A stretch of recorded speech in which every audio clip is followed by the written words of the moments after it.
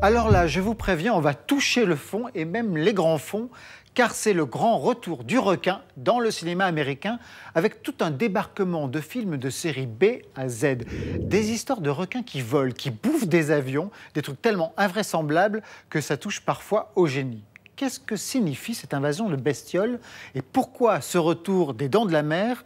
La peur de la castration ou une attaque en règle contre le reste du cinéma mainstream? Requin, un sujet avec les dents. Natacha Triou et Yann Robin. Ça va pas louper, elle va tous nous bouffer. Attendez, regardez, regardez le requin!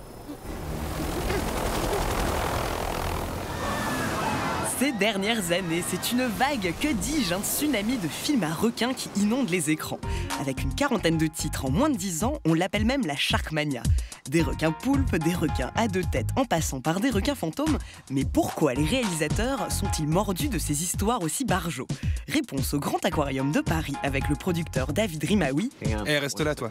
Et Laurent Anquenin, notre expert de la série Z. Au commencement était Spielberg, on peut le dire comme ça.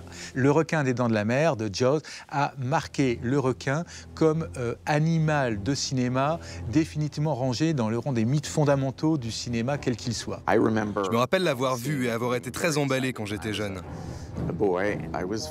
J'avais peur dans l'eau qu'un requin arrive, et même quand j'étais à la piscine. Mais oui, j'étais définitivement effrayé et c'est un peu là que tout a commencé.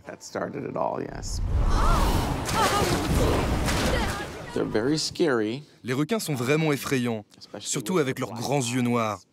Ils ne montrent pas d'émotion, ils ont un aspect cool. Donc je pense qu'on les aime autant qu'on les craint. Ce sont les méchants par excellence et je pense qu'ils le sont pour longtemps. Le mockbuster, c'est le blockbuster à l'envers.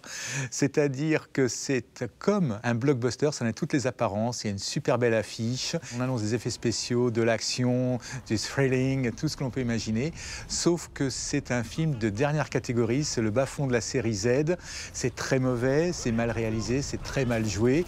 Généralement, les effets spéciaux sont extrêmement approximatifs et malgré tout, ça marche, ça fonctionne. Vous avez besoin d'un requin.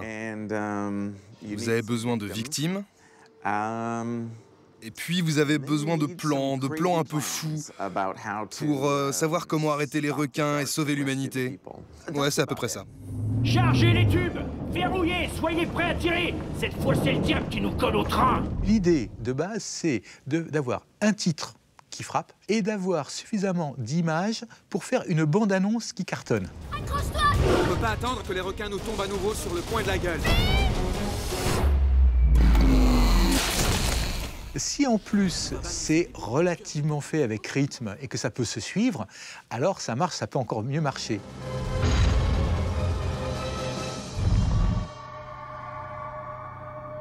Depuis quelques années, le cinéma de grande consommation est devenu totalement aseptisé. Que ce soit au niveau de l'horreur, du sexe, les blockbusters américains nivellent tout pour plaire au plus grand nombre. Ce qui fait qu'il n'y a plus aucune marge de transgression dans les films de consommation courante que l'on peut voir.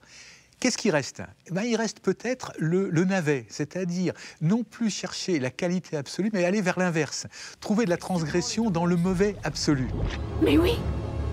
Ils sont en train de se battre! Et depuis Mega Shark vs Giant Octopus en 2009, la tendance est au combat de grosses bestioles, un concept déclinable à l'infini. Jésus contre les requins? Shark versus Jesus. Ah, on tient quelque chose. Ouais, peut-être un film pour l'année prochaine ou quelque chose comme ça. Oh putain!